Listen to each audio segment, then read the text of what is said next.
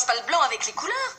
Comme l'a dit Martin Luther King, j'ai fait un rêve. Oui, je rêve qu'un jour tous les paniers de linge se mélangent, pantalons et petites culottes, Oui, coton tu et rêves. polyester. Je rêve, oui madame, que les strings en dentelle et les boxers shorts un jour s'ébattent côte à côte dans le sèche-linge de l'amour. Pour l'instant, mets ta chemise sur la bonne pile. Il faut que je fasse plein de lessive ce matin. Oh, j'en ai rêvé des machines. Oh, arrête, ça suffit. Il se peut que tu me laisses poursuivre Tais-toi seule ma lessive. maintenant. Enfin libéré de la peur de voir jaunir les synthétiques. Oui, nous serons enfin libérés. Dis-moi, Michael, tu me trouves grosse? Non, tu es sublime. Sûr? Je sais pas, je me sens l'étroit dans mes fringues. Non, je te le dis aujourd'hui, je te le redirai demain et pour le restant de ma vie. Tu n'as pas grossi. Tu es mon joli radis exquis. Tu es ma fantasmagorie. Oh, tu es gentil. C'est le tien ou celui de Junior? Il est un junior, le mien n'a pas plus de 38 poches, tu sais bien. Oh, qu'est-ce que c'est? Le numéro d'une fille encore, c'est pas vrai. Non, c'est la carte d'un salon de tatouage. Un salon de quoi? Et il y a écrit 10% de remise à la prochaine visite. Je crois que ce petit crétin a été se faire tatouer. J'espère qu'il reste de la place sur ses fesses parce que je vais lui en coller un de tatouage. Michael. Il ne s'est peut-être pas fait tatouer, lui. C'est peut-être un de ses copains. Non, c'est lui. Mais comment tu peux le savoir? Parce que chaque fois que tu as dit que c'était un de ses copains, c'était lui. Tiens, regarde-le avec son air de rien. Viens là, toi. Viens là. Viens devant moi. Là, regarde-moi droit dans les yeux. Je te préviens, je poserai la question une fois, une seule. Est-ce que tu t'es fait faire un tatouage? Non. Tiens, j'ai trouvé la carte d'un salon de tatouage dans la poche de ton pantalon. Tu ne t'es pas dit que c'était pour un de mes copains? Si, pendant un quart de seconde, mais je me le suis sorti de la tête. C'est moi qui te le demande. Tu as un tatouage, oui ou non? Non, je t'ai dit que non. C'est pas vrai, dès que j'arrive quelque part, vous m'accusez de quelque chose. Et pourquoi vous fouillez dans mes affaires? Parce qu'elles sont sales. J'arrête volontiers de fouiller dans tes affaires si tu fais ta lessive tout seul. Bon, vas-y, fouille. C'est bien ce que je pensais. J'en crois pas un mot. Michael, mon fils ne ment pas. C'est curieux parce que le mien, si.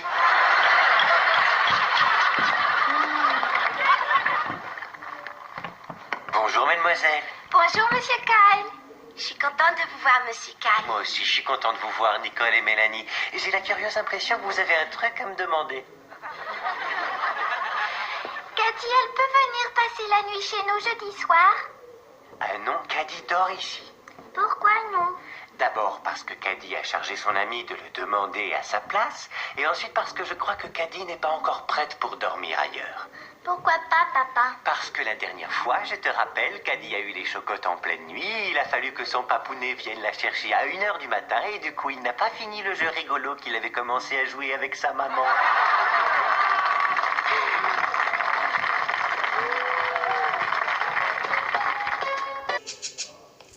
Tu as vu qui a touché à ma chaîne stéréo? Non, pourquoi? Qu'est-ce qu'elle a? Écoute ça.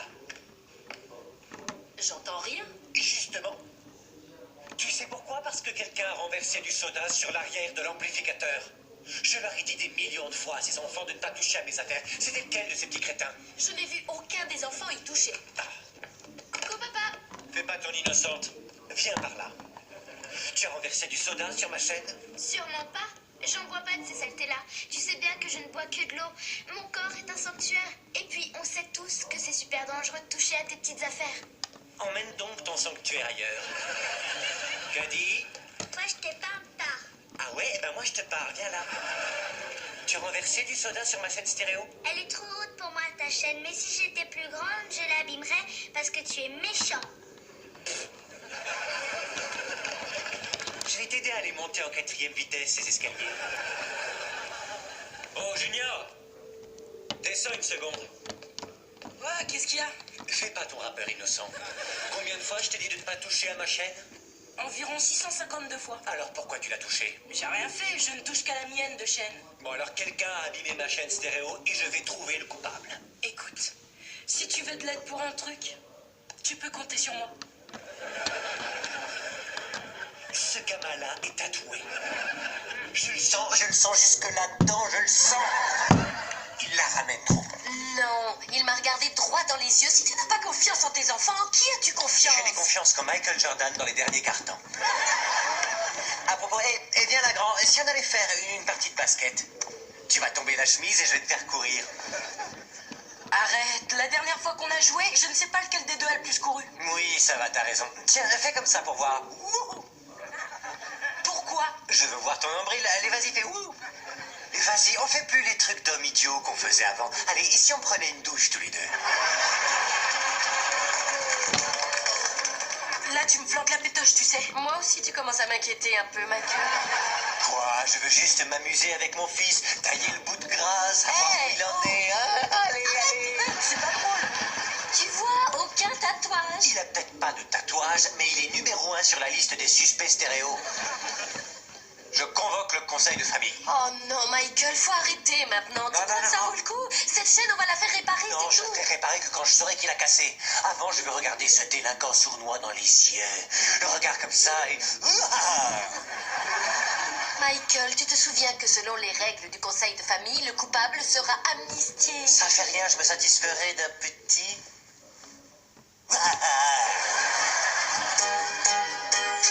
On connaît tous les règles du conseil de famille. C'est l'instant magique où on peut tout dire. Ici, on vide son sac en toute honnêteté et aucune représaille. Bon, qu'on soit bien d'accord, aucune représaille, sur quelle que soit l'embrouille qu'on a inventée. Pas l'ombre d'une représaille. Si on a fait des blagues, c'est maintenant qu'on fait le ménage.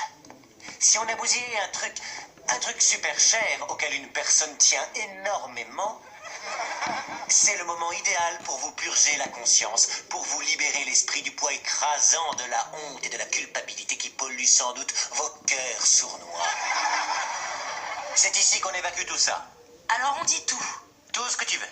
Et peu importe ce qu'on a fait ou pas fait comme embrouille, il n'y a pas de punition, t'es absolument sûr? Pas de punition. Même si on fait un truc vraiment... C'est moi, pitié, arrêtez de me torturer! C'est un accident, Michael. J'étais là devant, comme je suis maintenant. Je chantais avec Whitney Houston. Et tu sais, quand elle fait wouh, j'ai fait wouh. Mes bras ont fait wouh, comme ça, tu vois. Tu as fait quoi? Mon turbo Dolby quadriphonique. Je ne l'ai pas fait exprès. J'ai tant travaillé pour me l'offrir en me saignant aux 4 veines pour Michael. réaliser mon rêve. Alors je te préviens plus de Whitney sous mon toit. Elle et son bluesman, ses carabistouilles et compagnie. Et la mère, celle qui chante du gospel dehors. Dionne Warwick aussi, elle a un pif qui me dérange. Oh, mais attends une seconde. Tu m'as dit que tu savais pas qu'il avait cassé. Non, non, c'est pas vrai. Tu l'as dit. Non. Je t'ai dit que je n'avais vu aucun de ces enfants-là renverser le soda. Voilà ce que j'ai dit. dit. Sur ce coup, là tu m'entortilles. Je te vois venir. Mike. Oh, non, non, non, non. Mais comment est-ce que toi, ma femme, tu as pu me faire ça? Tu savais combien j'étais attaché pourtant à ça? Pas de représailles, pas de représailles.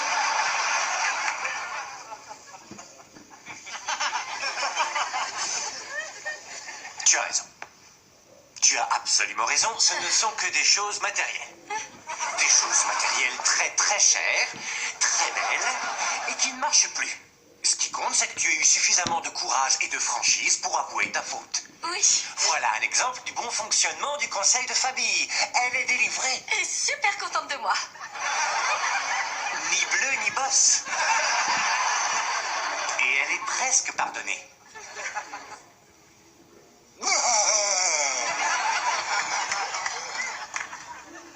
Là, vous voyez, elle est pardonnée. Alors, avant que nous ne suspendions la séance, quelqu'un a-t-il un aveu à faire pour soulager sa conscience? Oui, Claire? Vendredi soir, je suis rentrée à 9h au lieu de 8h. Ça va, tu es pardonné. Caddy? J'ai un petit copain. Tu racontes un crack. Et tu es pardonné. Junior? Je me suis fait faire de tatouages.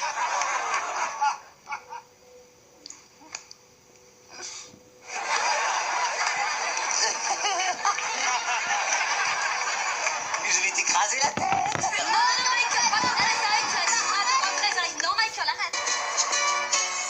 Salut, Junior.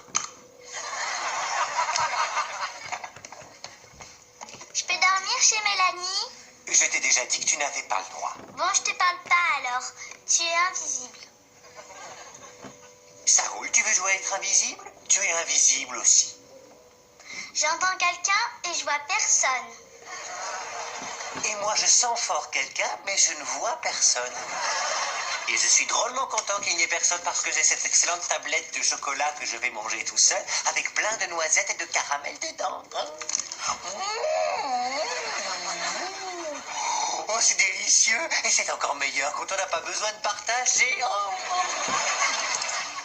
Ça m'est égal, le chocolat, j'en veux pas. De toute façon, ça me constipe.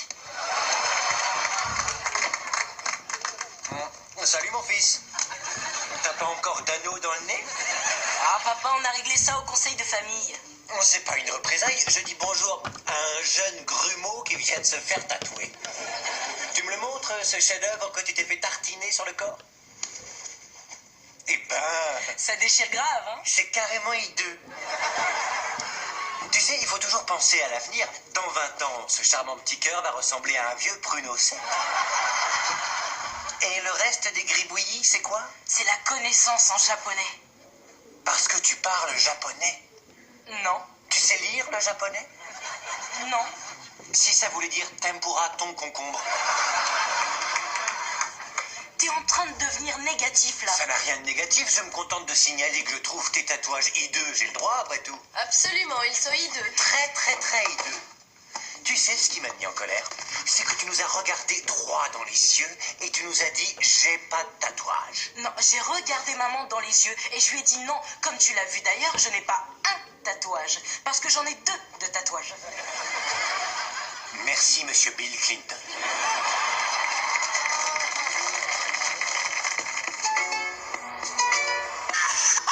On sent qu'il est drôle, ce dessin animé. C'est celui où Oncle Picsou s'est fait coincer la queue dans la porte de son coffre-fort. Oh, il est hilarant, celui-là. Ma puce, regarde le dessin animé avec ton papa, voyons. J'en ai pas de papa, voilà. Oh, mais alors qu'est-ce que j'aimerais que quelqu'un vienne s'asseoir à côté de moi pour regarder ce dessin animé marrant. Dommage, ici je ne vois que ma jolie petite femme qui n'aime pas ça, les dessins animés. Il n'y a personne d'autre. Avant, j'avais une gentille copine, mais elle est devenue invisible tout à coup. Moi, tout à coup, j'ai envie de regarder l'oncle Picsou. Tu veux regarder l'oncle Picsou?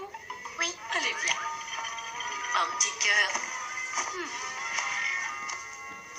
Alors là, chérie, c'est gentil de regarder le dessin animé avec moi. J'étais triste tout seul. J'ai une idée. Je reviens tout de suite.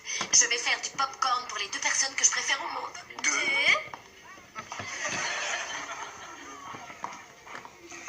Ah, ça tombe bien que maintenant je sois tout seul sur le canapé. Je vais lâcher un gros pétou gras.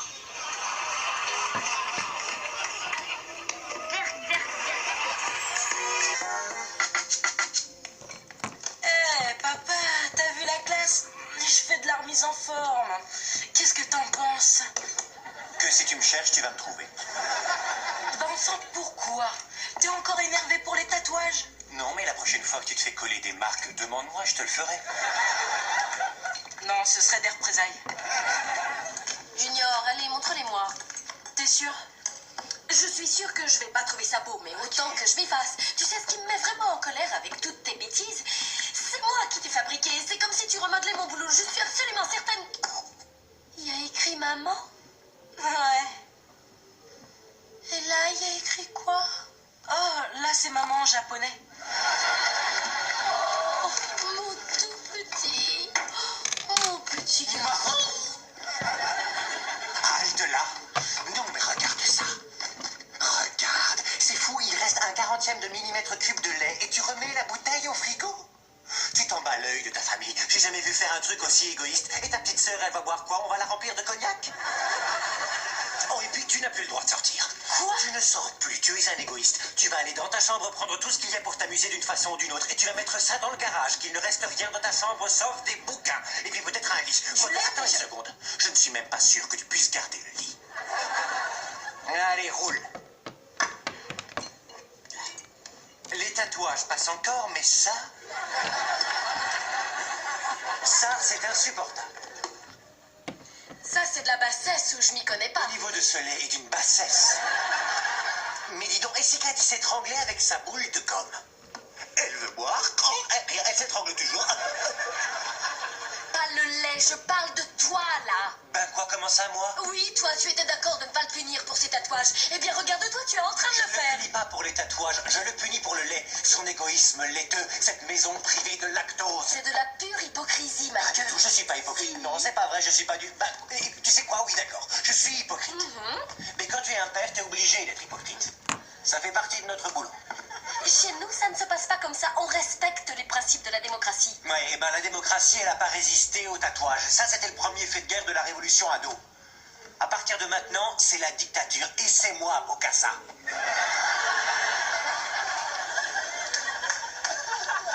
Regarde dans ce miroir et dis-moi ce que tu vois. Un beau et grand noir au crâne chauve, un peu en colère. Qu'est-ce que le beau grand noir au crâne chauve qui est un peu en colère a dans l'oreille? Un très beau diamant qui pourrait être un peu plus grand. Et depuis quand l'as-tu à l'oreille? Je l'ai fait mettre quand j'avais 17 ans. Et comment ton père avait-il réagi? Alors écoutez, il ne s'agit pas de mon père, parce que mon père, il m'a botté les fesses. Pas question d'amnistier avec lui. Il y a eu des représailles, de la criaille et un peu de chamaille, jusqu'à ce qu'on en arrive aux retrouvailles. Comprends que toi aussi tu t'es rebellé à cet âge-là. Il faut que tu sois tolérant. Tu veux te conduire comme l'a fait ton père à l'époque ou gérer la situation de façon différente? Mais enfin, il n'y a plus de lait, Mon regarde. amour.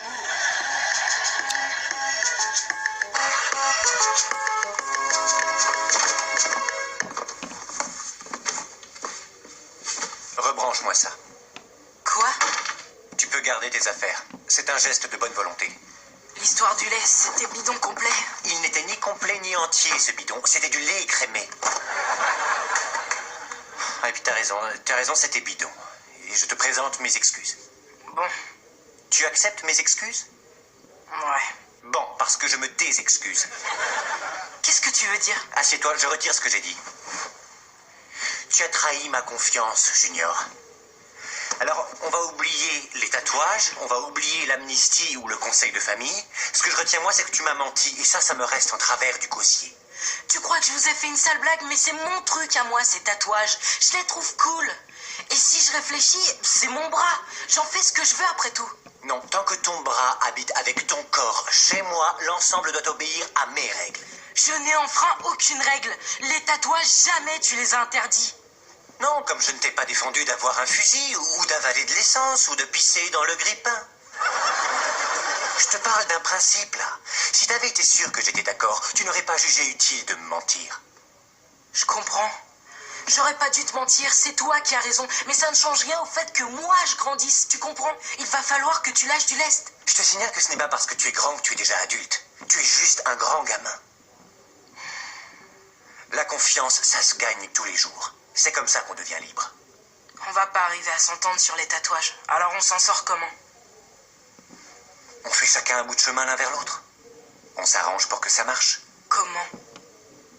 On oublie les bêtises d'avant. On efface tout et on recommence. Ça roule. Ça roule. Viens là. J'ai pas encore envie de te lâcher. Au sens propre ou au sens figuré? Les deux, mon pote. Tu sais qu'on finira par crever de faim. On va se chercher des biscuits et de l'eau.